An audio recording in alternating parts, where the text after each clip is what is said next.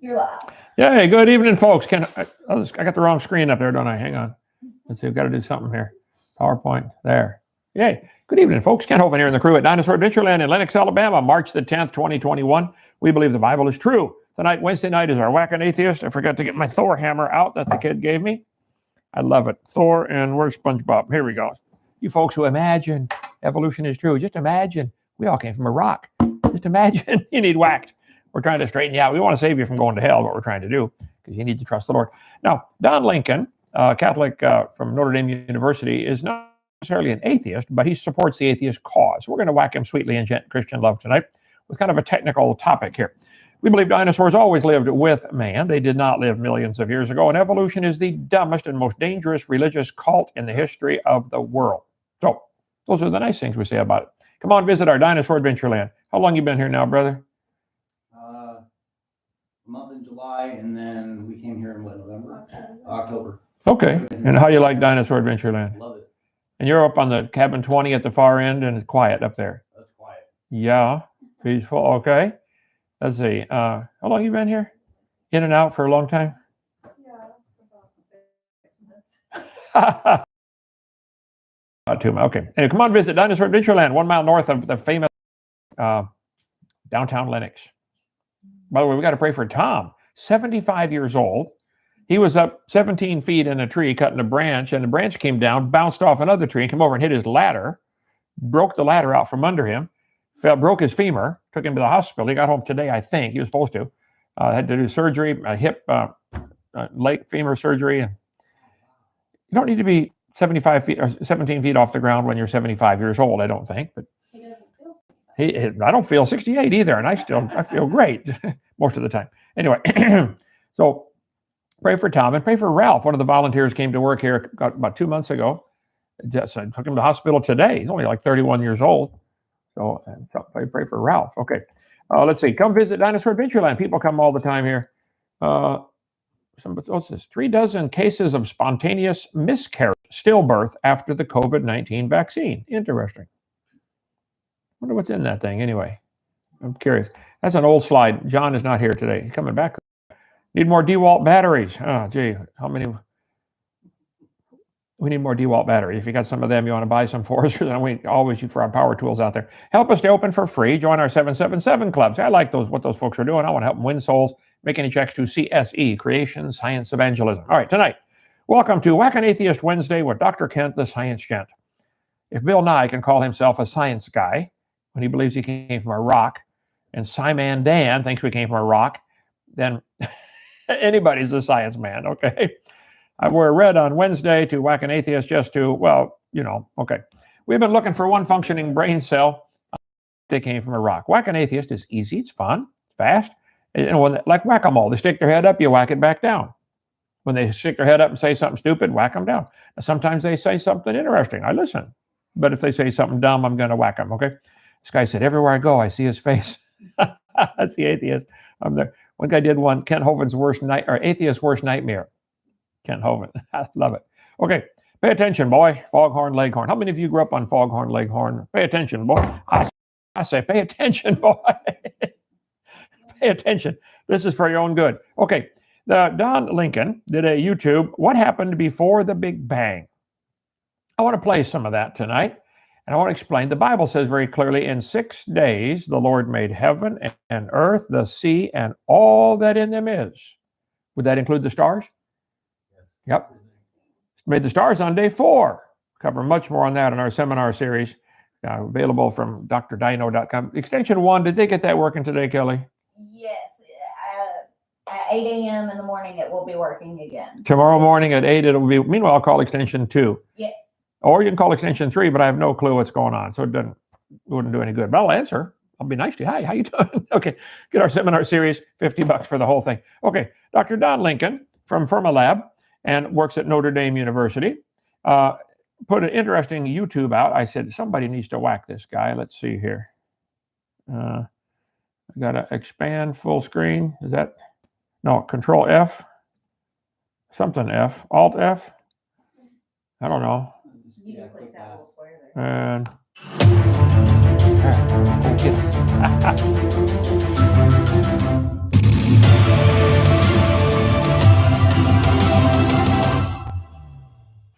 One of the oldest mysteries, mulled by generations of deep thinkers, is the question of how the universe began.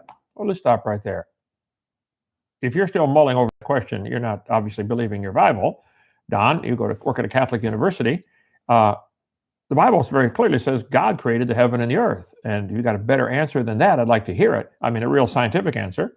You're welcome to question that, and a lot of people do, but they don't have any scientific response. How did the universe begin?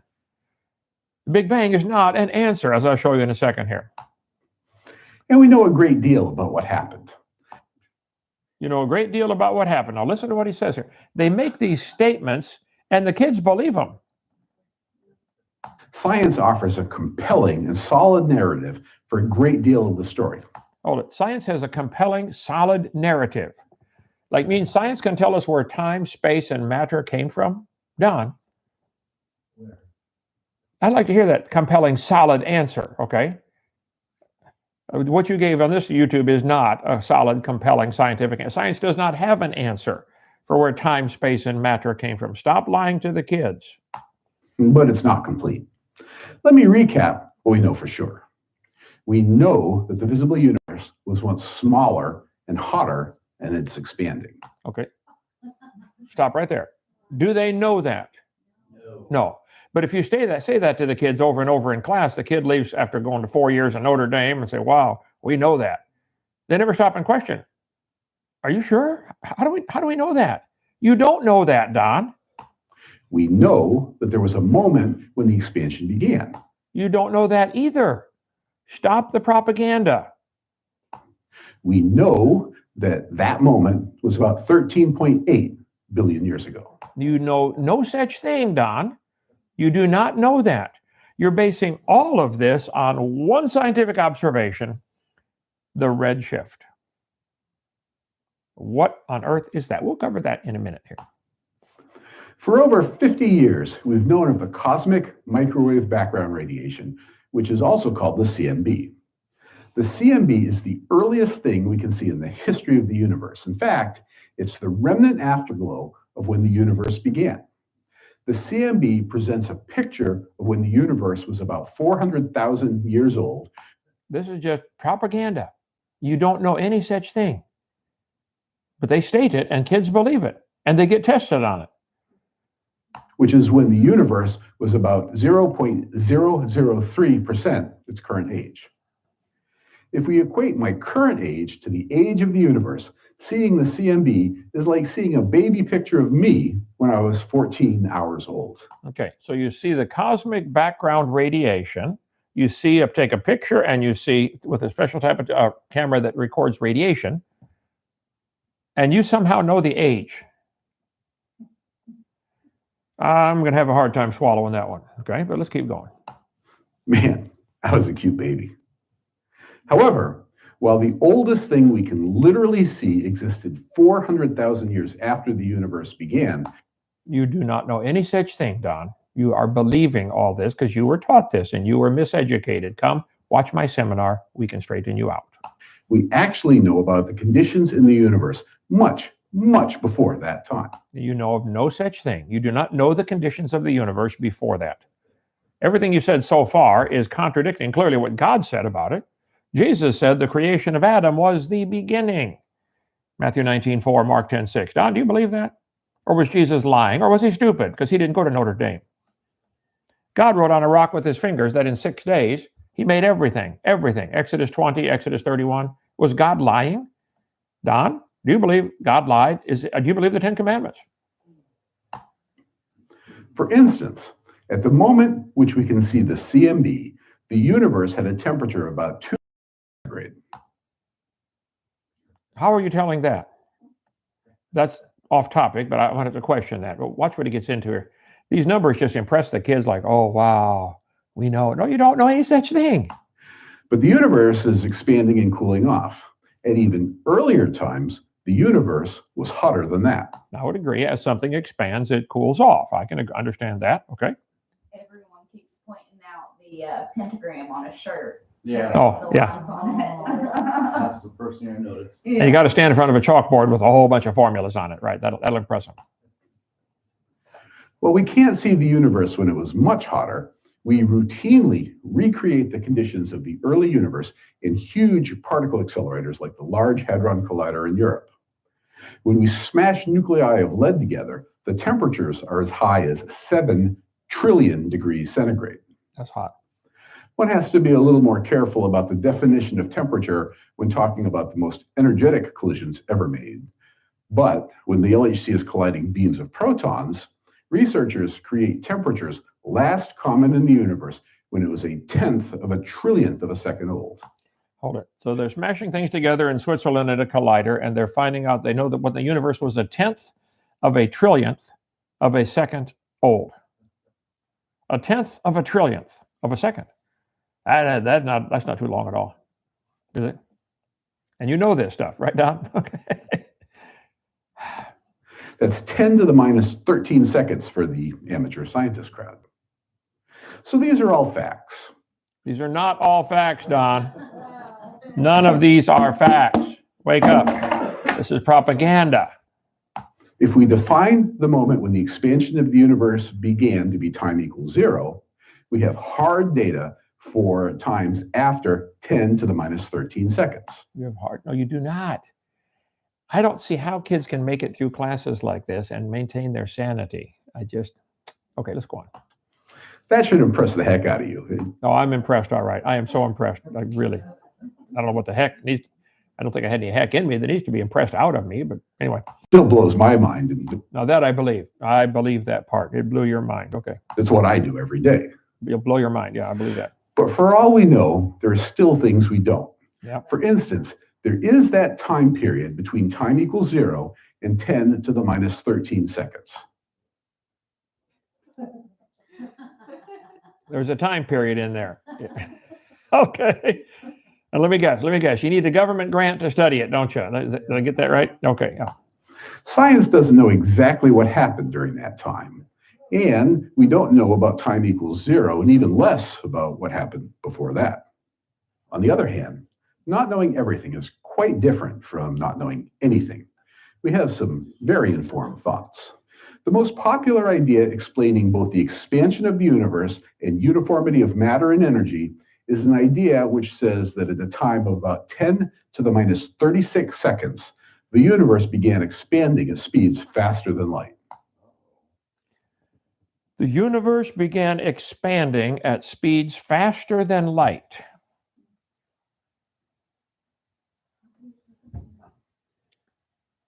And you can tell this from looking at a picture. Now, you might think that this is impossible because you've learned that nothing can move faster than light, but that's not quite true. It's true that nothing can move through space faster than light. This is how they try to get around it. Because it went from this itty-bitty dot to this huge universe in almost 0 time, and say, well, hold it. If that star is 13 trillion or billion light years away, how did it get there? The star had to move faster than the light, speed of light. I said, oh no, the star is with the space and the space expanded. That's why they're not calling it a big bang, it's a rapid expansion. But there are no restrictions on how fast space can expand. How do you know that? There are no restrictions. There's a restriction on light, but there's no restriction on space expanding. And what is this space expanding into? Is space expanding into space? Who made time, space, matter? God said in the beginning, there's time. God created the heaven, there's space, and the earth, matter. God claims he did it. You don't believe him, do you, Don? Thus, this period, which is called the inflation period, by the way, doesn't break any laws of physics. You're just claiming it doesn't break any laws of physics. So the space expanded faster than the speed of light into what? Where did space come from? You guys, this is not an answer you are giving. Just to use the word expanded involves space, doesn't it? 3-dimensional? Anyway, well, one more minute before we puke, and then I'm going to give you a Hovind answer, okay? What would cause space to begin expanding so quickly? A wild imagination from eating too much pizza with peanut butter on it, Don. That'll do it. Yep. Well, on this, we only have an informed guess. In our current universe, we have 4 known forces called electromagnetism, gravity, and the strong and weak nuclear forces. Judging from what we know about the behavior of those forces, it looks as if at high enough energies, they merge to be a single force. This is kind of like how Isaac Newton realized that there is a single explanation for why things fall and the march of the planets across the sky. And that single thing is now what we call gravity. If all forces were once the same and they act differently now, then there must have been a time at which they became different. He goes into the phases of matter and all that stuff. Okay, now Don, I want to give you a quick explanation, explain something to you here. Let's see. Slide number. Did I get it? Wow. Too many buttons on this dumb thing. Let's see. I got it. Oh, I got it. Let's see. Right here. Slide number 282. Okay, Alt-PV 282, enter. On my seminar part 7, which is question answer, there's 2 DVDs in here, which is 5 hours long on questions that I commonly get answered. And this is some of the same material from there, so you can get it much. I add stuff to it all the time. How can we see stars billions of light years away if the universe is only 6,000 years old? The Bible clearly teaches the Earth is about 6,000 years old, Don. Add up the dates given in the Bible, and it says Adam was 130 when Seth was born, and Seth was 105 when Enos was born, and you can get my chart. The dates add up to about 4,000 BC, which is 6,000 years ago. Now, Jesus said the creation of Adam was the beginning. Do you believe that? Obviously, you don't. The Bible says man brought death into the world. Why is there death and suffering on the planet? Well, it's man's fault, not God's fault. God made a perfect world, and man wrecked it. You can't blame God for the suffering on the planet. It's man's fault. If I walk up and smash somebody in the nose, you say, why did God do that? I did it. God didn't do it. God gets blamed for a lot of stuff he didn't do. Anyway, the dates in the Bible clearly add up to approximately 6,000. So let's talk about this. How do we see these stars if they're billions of light years away? Thou, Lord, hast made the heaven of heavens, with all their host, the earth and all things that are therein. God is claiming that he made it. That's what he claims, okay? Astronomers observe about every 30 years a star dies or explodes or blows up. They call it a nova. If it's a big one, they call it a supernova. If the universe is billions of years old, why are there less than 300 supernovas? The 300 times 30 is 9,000 years. Why are there not billions of supernovas? And by the way, a star blowing up is the opposite of what you need. You need stars to form, not blow up. Okay. How many supernovas have been observed? 3 or 4. Completely reliable observations of supernova in our galaxy. Okay? Astronomers reckon there have been only 3 or 4 completely reliable observations. How many supernovas have been observed? Using telescopes, more than 10,000 have been observed in other galaxies. Really? Astronomers reckon there have only been 3 or 4 completely reliable observations of supernova in our galaxy. Stars blowing up. If stars evolve, star births should at least equal star deaths, or else you got a problem, right? If the births don't equal the deaths in any population, you're going to eventually have a problem, like everybody's going to die. Okay. They say there are an estimate 70 sextillion stars is the current estimate. Million, billion, trillion, quadrillion, quintillion, sextillion, septillion. 70 septillion stars. They say the universe is 13.772 billion years old. Okay. That means there should be 5 trillion stars forming every year. That's 9 million stars every minute would have to form. From where? From what material? There's a whole lot of matter in a star, you know. I can't imagine a bowling ball fitting in a dot smaller than a period on a page. And you guys want to put all the stars in there? All of our chickens? Everything in that dot.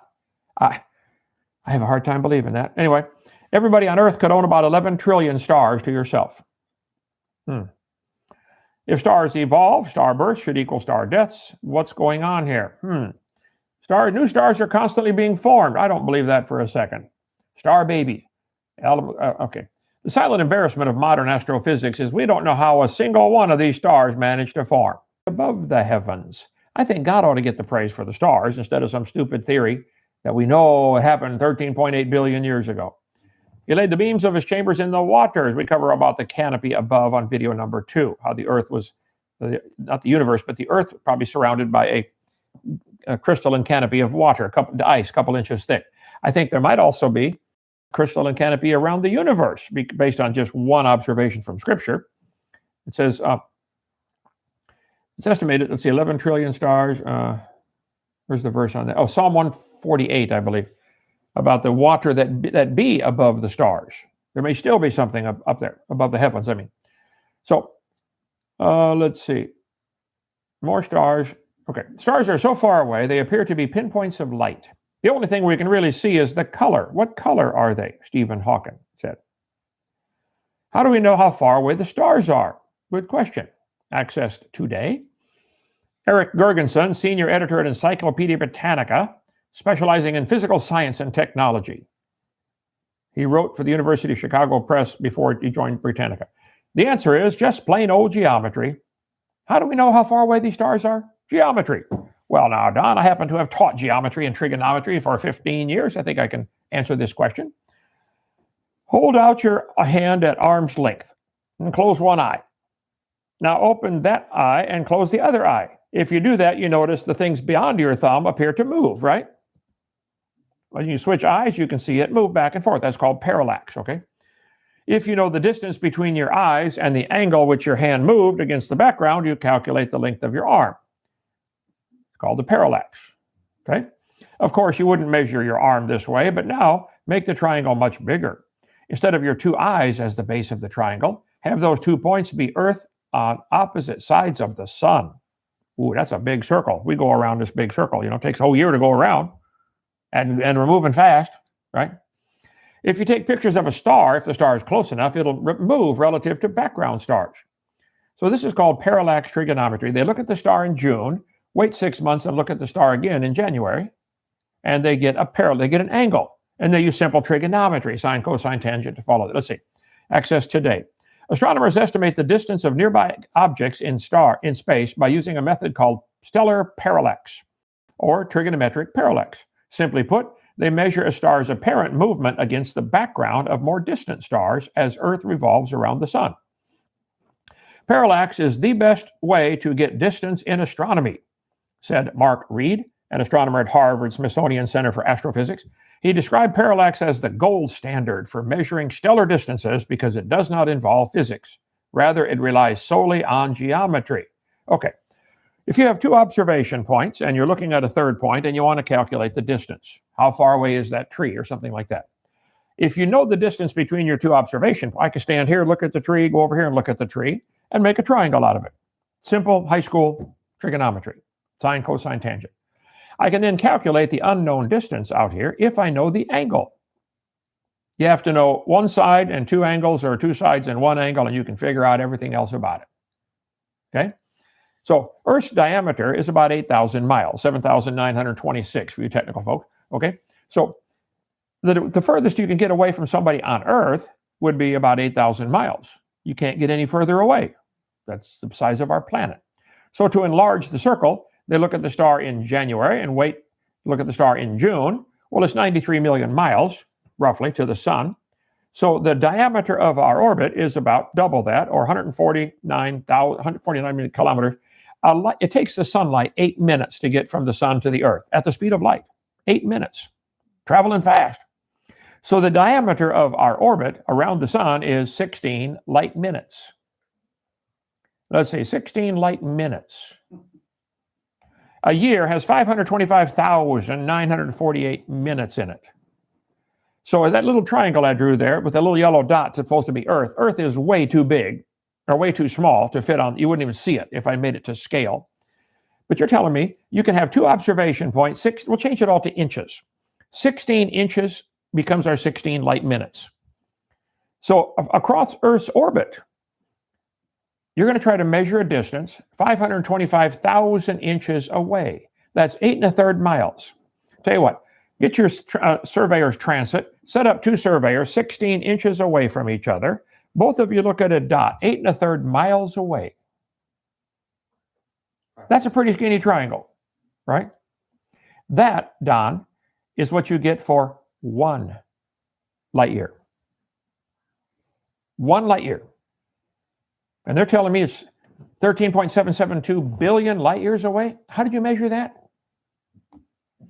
I don't think you can tell exactly where you were 6 months ago on opposite sides of Earth's orbit either to get these observation points, but I'll give them that. Earth's orbit around the sun, 16 light minutes. A year has 26,000 minutes in it. A 1 light year triangle has an angle of 0.017 degrees at the apex. That's a pretty skinny angle, okay? To measure the distance to a star 100 light years away, now they must measure an angle of 0.00017 degrees. That would be like keeping your surveyor 16 inches apart and moving your third dot 830 miles away. Well, let's get two guys in Pensacola, Florida, both of them looking at a dot in Chicago. Now, they're only 16 inches apart. They would like to know how far it is to Chicago. All they have is the distance between themselves, which they can measure. I'll give them 16, okay? But I would reserve that for appeal, Your Honor. And all they know is how far out of parallel are their telescopes. They're both looking at the dot, so the telescopes are both towed in just a little bit. How far towed in would they be if the third dot is 830 miles away? Not much. I think measuring 15 billion light years, now this is just for 100 light years, Don, 100, okay? Limitations of distance measurement using stellar parallax. Parallax angles of less than 0.01 arcsecond are very difficult to measure from Earth because of the effects of Earth's atmosphere. Now you got another problem. We're looking through this thick layer of air, which distorts things, called atmospheric twinkle. This limits Earth-based telescopes to measure the distance to stars to about 100 parseconds away. Okay. 1 parsecond is the distance at which one astronomical unit subtends an angle of 1 arcsecond. I want to skip to something else here right now. But you get, so they look at a star nearby, and then they look at the background stars behind it and try to calculate the distance. All this is done, like they said, from simple geometry. Didn't they say that? Parallax can be used to determine distance to nearby stars. This method of measuring the distance to stars works for stars within 100 light years. Most stars, however, are so far away, their positions from both sides of Earth's orbit seem to be the same. In such cases, other methods must be used. Okay, what's the other method? You can't measure more than 100 light years with parallax trigonometry. I think it's way less than 100, but I'll give them 100. If I said that star is 100 light years away, then it would take 100 years for the light to get here. Is there any problem with that from the Bible? No. Okay. How do they tell the distances beyond that? Accuracy of SIM to determine stellar distances, 10% accuracy out to a distance of 482 million miles. This is an improvement of several hundred times over what's possible today. Now hold it. In 2004, they finally were able to improve the accuracy up to 82,000 light years. And that's hundreds of times more than it used to be. I would question that also, reserve that for appeal, Your Honor, but okay. That's still way less than trillions of light years, or billions of light years. Okay. The Milky Way is estimated to be 100,000 light years across. So this new technology, SIM, can now measure 82% of the distance across our galaxy, and we're in it. That's it. Okay. Measuring this distance is no small feat. Downloaded today. The parallax angle by which even the closest star shift is very small. For Proxima Centauri, it's 0.077 arcseconds. An arcsecond is 1/3,600th of a degree. If you hold one of your hairs about 33 feet away, take a hair, put it 33 feet away. This room's probably 30 feet wide, okay? Get a hair over there, stand back over here. The width of that hair is 1 arcsecond. So we can now measure partway across one little galaxy, and we are in it. I think God ought to get the glory. The universe might be bigger and older than expected. A project aimed to create an easier way to measure cosmic distance instead turned out surprising evidence that our large and ancient universe might be bigger than we thought. If accurate, the finding would be difficult to mesh with current thinking about how the universe evolved. Might be hard to put this new evidence into our evolution theory. Mm-hmm. So they said M33 is 15% further away than they thought. So you can just add 15% to your accuracy. The finding will be detailed in an upcoming issue of Astrophysical Journal, suggests that the Hubble constant, a number that measures the expansion rate, is actually 15% smaller. Now hold it. then it's not a constant. Why do they call it the Hubble constant if it's able to change? That's another story. Okay. If the value were smaller by 15%, then the universe would be older and bigger by this amount as well. Scientists now estimate the universe to be 13.7 billion years old, a figure that has seemed firm since 2003. Based on measurements of radiation left over from the Big Bang, and about 156 billion light years wide. The new finding implies that the universe is instead about 15.8 billion years old. Oh. So they think the universe is 180 billion light years across, yet it's only 13 billion years old. Well, that means the stars had to go faster than the speed of light, 11 times faster than the speed of light, to get to their current position. New way to measure distance. New method they invented to calculate intergalactic distances. One they say is more precise and requires fewer steps than standard techniques. We wanted an independent measure of distance, a single step that will one day help with measuring dark energy and other things, said the team member from Ohio State. The new method took 10 years to develop and billions of government grant dollars. I added that part. And relied on optical infrared measurements gathered from telescopes all over the world. The masses of paired stars can be precisely calculated based on their movements. So you can see these stars moving that are way, way out there like that, okay? The difference between the true luminosity and observed luminosity gives the distance. So they're looking at the star saying, how bright is it? They're measuring, they're guessing the distance based on the brightness. Interesting. So Lawrence Krauss, professor of astronomy at Department of Physics and Case Western Reserve, who was not involved in the study, said the idea of a significantly reduced Hubble constant would be hard to accommodate. Going to be hard to put that in our equations. Things fit right now very well for a Hubble constant of low 70s. Okay, let's see. I'll get up to where I wanted to go here. Here's the things to consider about starlight. Don, scientists cannot measure distances beyond 100 light years accurately. No one knows what light is. We know what it does. We can measure the speed of it. We can reflect it, refract it, and bounce it, and twist it. And what is exactly? Give me how much does a gallon of light weigh? No one knows what light is, nor that it's always traveled the same speed through space and matter. The whole theory behind a black hole is that light can be attracted by gravity. Well, if it can be attracted by gravity, then how can you measure star distances based upon the time it took light to get there? Because was it speeding up or slowing down anywhere along the way?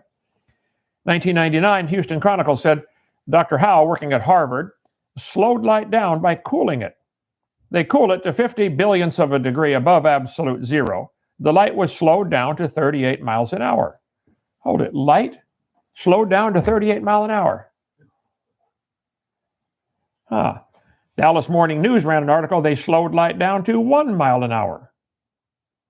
The light slowed down to 1 mile an hour. Scientists bring light to a full stop, hold it, then send it on its way. New York Times, researchers say they have slowed light to a dead stop, stored it, and then released it as if it were an ordinary material particle. Two independent teams of physicists have achieved the result at Harvard University, Smithsonian Center, and Cambridge. Let's see. We have succeeded in holding a light pulse still without taking all the energy away from it. Harvard physicist. And this is 20 years ago. Eureka, scientists break the speed of light. Scientists claim they've broken the ultimate speed barrier, the speed of light. They got light to accelerate to 300 times the normal velocity. Now hold it. If you can speed light up and slow light down, can you use light as a measure to these distances? You have a rubber ruler here. The work was carried out by these guys at Princeton through cesium gas. Okay, let's see. 300 times the normal velocity. During the last 300 years, 164 separate measurements of the speed of light have been published. We did it in my high school class when I was in high school. The teacher said, we're going to go out in the hallway and measure the speed of light with rotating mirrors and bouncing a laser off and all that stuff. The speed of light has apparently decreased so rapidly, experimental error cannot explain it. So they've been measuring the speed of light for, let's say, 300 years, and it keeps getting slower and slower. What's going on here? Atomic clock in 1956, following several years of work, two astronomers at University Naval Observatory. As a result, they defined the second of an atomic time as the length of time required for 9 billion cycles of the cesium atom. So they're trying to define exactly what time is. Okay, got to have an accurate clock. The speed of light was 10 billion times faster at time 0. Hold it. 30 years ago, they're saying the speed of light was 10 billion times faster. The speed of light was exceeded by a factor of as much as 100. Well, the Big Bang Theory is that the space expanded, not the matter, but the space. This is so dumb, I don't have words to explain it. You guys can believe whatever you want. The shocking possibility is the speed of light might change in time during the life of the universe. Well, now hold it. If you're measuring things by the distance that it took, the time it took the light to get here, I think you got a problem. Stop and think. Speed of light may have changed over history, study says. Nothing's reliable, not even the speed of light. We've shown how a time-varying speed of light could provide a resolution to the well-known cosmological puzzles 20 years ago. One mystery is that a decaying speed of light, seems to be able to explain why opposite extremes of the cosmos are too far apart, to have ever been in contact with each other. They appear to obey the same rules of physics. It would only be possible for light to cross from one side to the other if it traveled much faster than today, moments after the universe was created. Let's see, it was so fast, it could have been traveling 186,000 miles a second, multiplied by a figure with 70 zeros after it. 70 zero. Now we're talking big numbers. Yeah, okay. Sydney, Australia. The speed of light may not be a constant. 20 years ago, they've been talking about this. Let's see. The speed of light can change. The speed limit of the cosmos is being questioned 20 years ago. Let's see.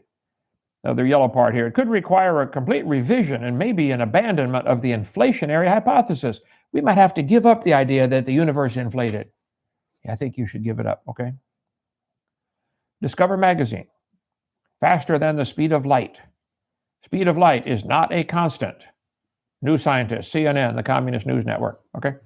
The speed of light, one of the most sacrosanct of the physical constants, may have been lower as recently as 2 billion years ago.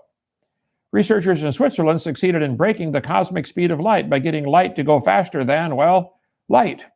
Light going faster than light. And you can read all these articles for yourself. Here's a team. It sounds nuts, but a scientist says his team has made light go backward. What would that look like? In the new research, a pulse of light is given a negative speed. And as if just to make your head spin, the researcher says the experiment made light appear to exceed its theoretical speed limit. If you're totally confused, don't worry. This reporter doesn't get it either, nor do a lot of really smart scientists. I've done some of the world's experts scratching their heads over this one, says Robert Boyd, a professor of optics at the University of Rochester. It's weird stuff. The speed of light going backwards. I don't know about that. Okay.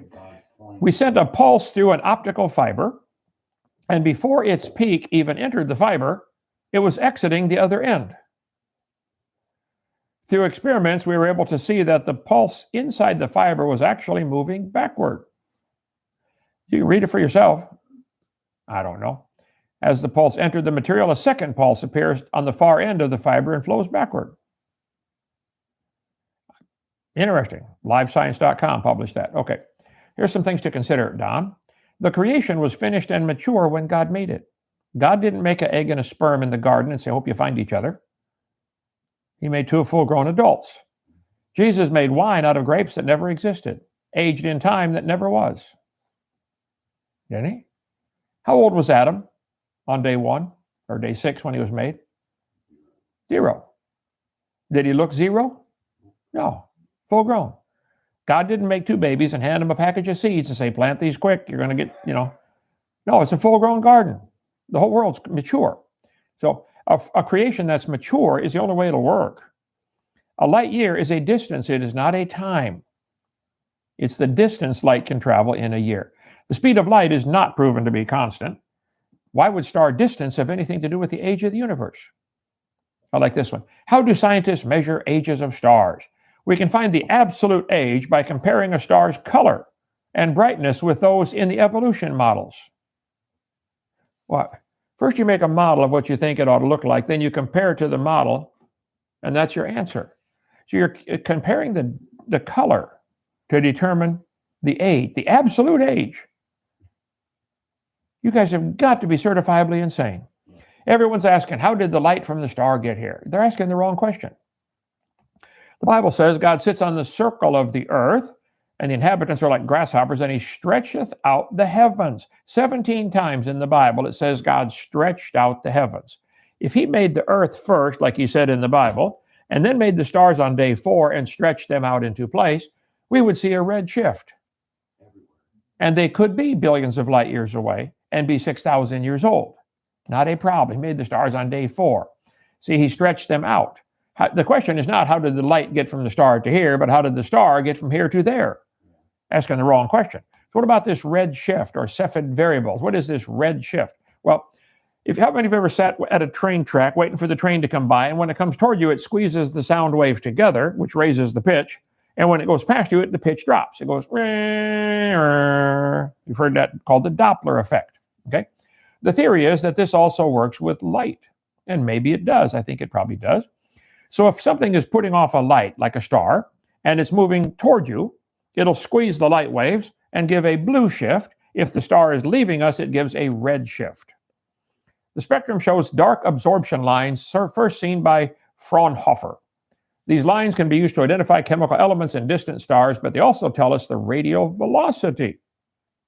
So if the star is red shifted, it's moving away. Probably a reasonable theory.